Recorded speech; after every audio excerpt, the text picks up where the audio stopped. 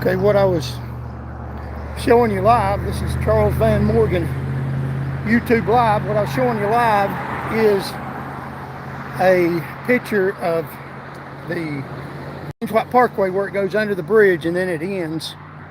And the road ends right here, but look what they're doing on the other side where the road would continue if it ever does. And I think they're sending a statement that it's never going to continue, because here on the other side you can see they have built a concrete building. So the road ends here and it will probably never be continued, even if it needs to. You can look, see here.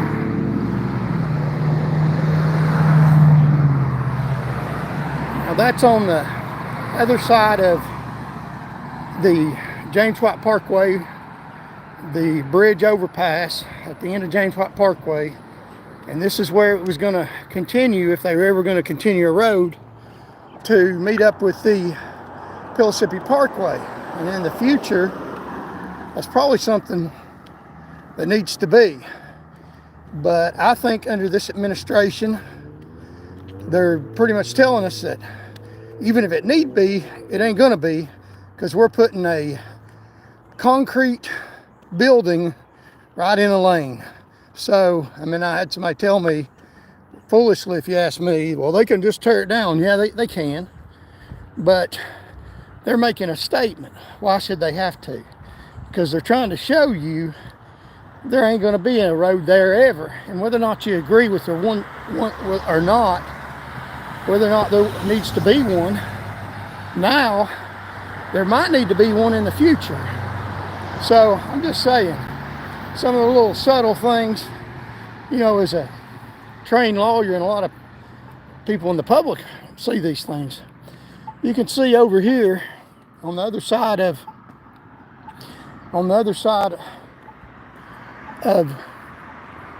this road here, you have a bicycle lane where you can't turn left. You used to be able to pull up here and turn left, turn right. But now, when the light turns red, if there's cars here, you have to wait behind traffic in order to turn right, because they've closed the road down to make a bicycle trail. And I don't know about you, unless they're invisible, I don't see any bicycles. You see any bicycles? I see cars. And on a busy day when traffic's backed up, people trying to get to work to make a living might be running on time, but then they got to wait here to turn right on the James White Parkway because of a bicycle lane that they have recently made. And I had someone tell me that today. They're making roads smaller, and just like they say, tricks are for kids, well, roads are for cars. So you can look at it that way. Now, I passed out about 100 flyers today, went up to people's doors, talked to a whole lot of people, and some people told me they were going to vote for me. So I'm a little tired, but I still wanted to make a video, show you I'm out here working hard. Now, when I was in the other campaign, I worked hard too. And it showed up. We got votes all over the state in all 95 counties, so it's spread out except for one, and that's one we went to early. So it made a difference. And you might win the votes by lying to them, because a lot of people in that election lied to them. But you won't outwork me, and you won't outsmart me. Now, I'll be honest, I won't lie to you. If that costs me votes, then, you know, so be it. You won't even take a middle ground, or you won't compromise. That's fine with me. You know, there's a lot of people that you can't work with. That's fine. A lot of people you can't work with win public office. But we're out here working hard, trying to be competitive, and Lord willing, the creek don't rise, we'll win this election. The way we can win it is if you call your friends. That beats the big money. We're running for city council in District 1, which includes South Knoxville, in the Fort Sanders area. So if you know somebody in that area, you live in that area, then go vote.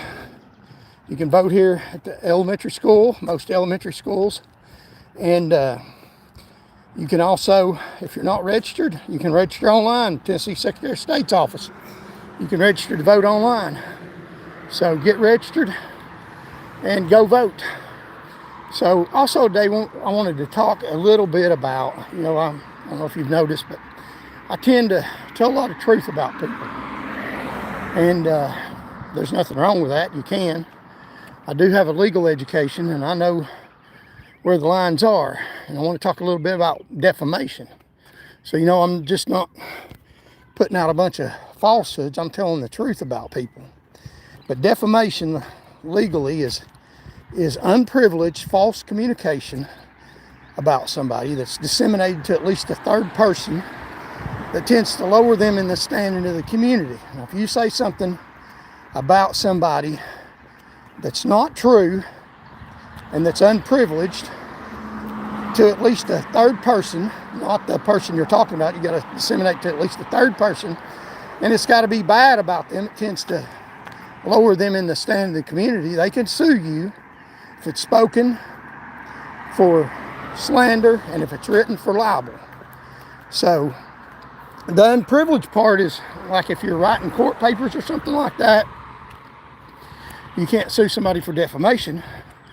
Or on the House or Senate floor, these legislators could defame me, and they probably would if they got half a chance. They probably already have. I don't listen to anything they say. It's mostly lies.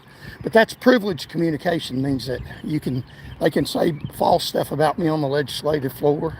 I can't sue them because it's the legislative process. Or in court proceedings, they can say bad stuff about you, and I can't sue them for defamation.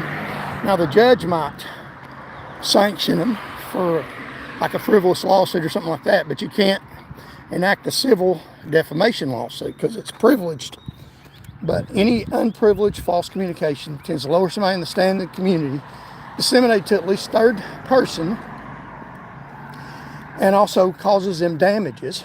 You have to prove damages unless it falls under one of the four categories that are presumed so per se defamation, presumed so bad that you don't even have to prove damages. It's presumed that you have damages, which is if you say something about the chastity of a woman, like you call a woman a whore, and she's not, or if you criticize somebody about their work, defame their work, say they suck at their job, and they don't, or you say somebody has a lonesome disease, and they don't, or you say someone has committed a crime and they haven't, then all those are per se defamation, and the person doesn't have to prove the element of damages. It's presumed that they have damages if you say something that heinous about them. So, of course, it has to be false. Now, if it's true, that's a defense to defamation. You can say bad stuff about people that lowers them in the standing of the community. That is true. Now, there's an exception to that. If you disseminate information that's private, that no one has a right to know.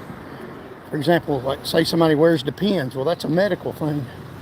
And people don't have a right to know whether or not somebody wears Depends. If you disseminate somebody wears Depends, even if they do, then they could sue you for invasion of privacy. So even if it's true, so there's a line between truth and stuff that people don't have a right to know that might lower them in the standing of the community. So that's defamation law.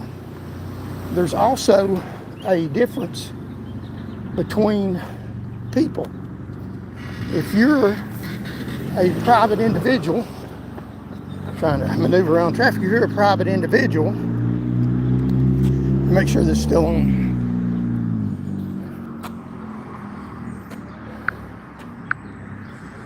Okay. If you're a private individual and you have a lot of protection under the law for defamation. All you have to prove is that the statement was false and it lowered you in the standing of the community, and it was disseminated to at least a third person. And if it's covered under the 4 categories I just mentioned, you don't even have to prove damage. If it wasn't under those 4 categories, then you'll have to prove damages. But if you are a public figure, which is people that I talk about, that's someone that has put themselves out in the public, a politician, or someone that's running for office, or a police or law enforcement, anybody that's put themselves out that has a lot of public power, a judge, then they have to prove more than just if the statement is false. There's a more difficult standard for a public official to prove defamation. Now, all this is just my opinion. It's not legal advice, but it comes out of legal textbooks, you know. I do have a doctor of jurisprudence that they have defamed me over. But of course, it's privileged because it's judicial decisions. So, yeah, they get by with defaming people hiding behind robes, which is crooked as hell.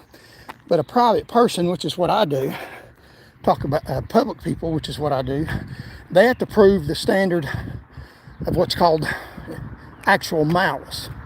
Now, actual malice is a legal term. It's what's called a term of art. It means that it means something different legally than it does the way people use it in everyday language. Actual malice means knowledge of the falsity of the statement or reckless disregard for the truth.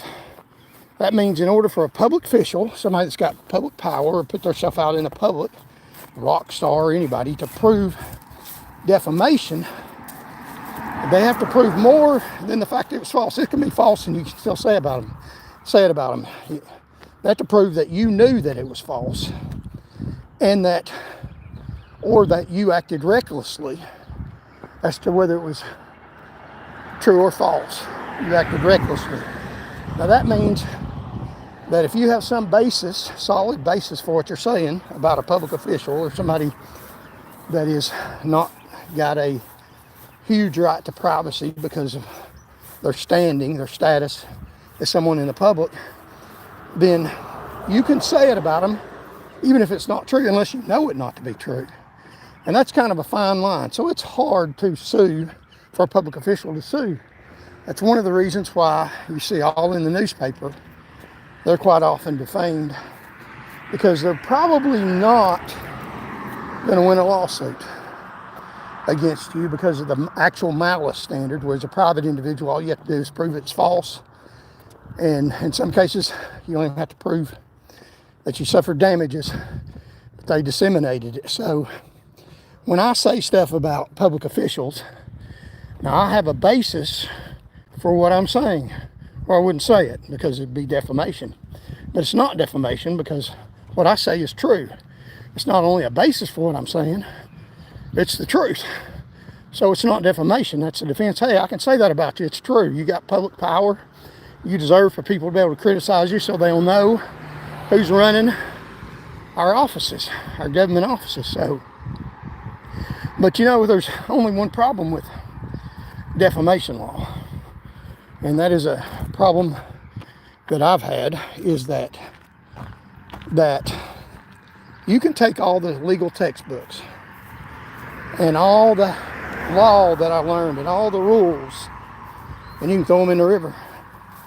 They don't make a damn bit of difference, because a Tennessee judge will rule in their favor anyway. I mean, they just will. I mean, Tennessee judges ruled the difference between daylight and dark. They rule that it's daylight when it's dark. You can't get much lopsided than that.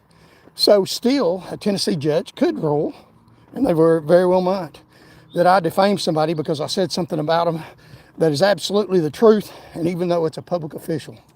But that's the chance I'm willing to take.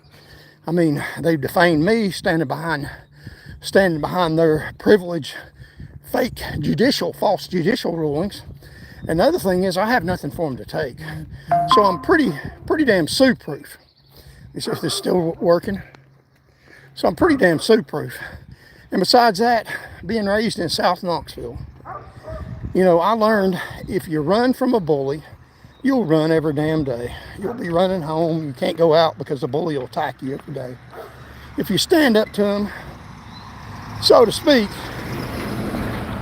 maybe you should really as a kid and don't run home. You punch him in the face. You might even get whipped. You probably won't even get whipped.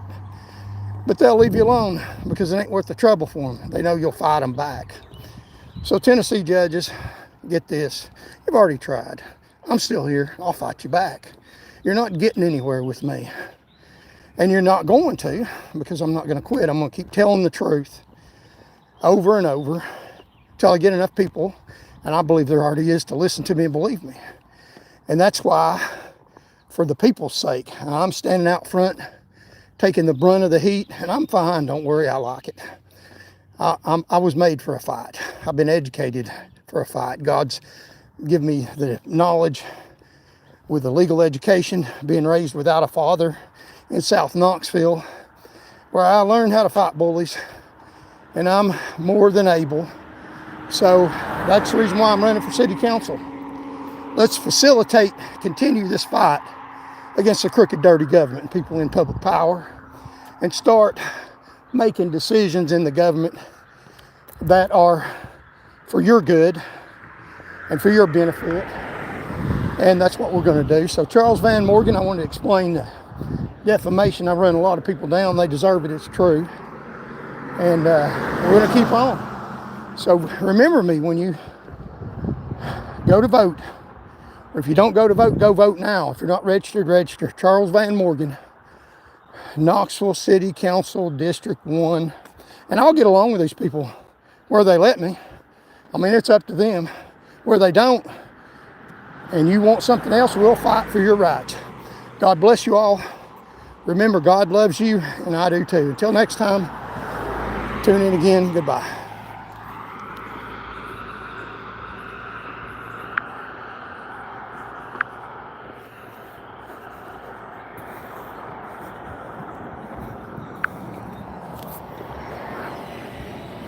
Give me a ride.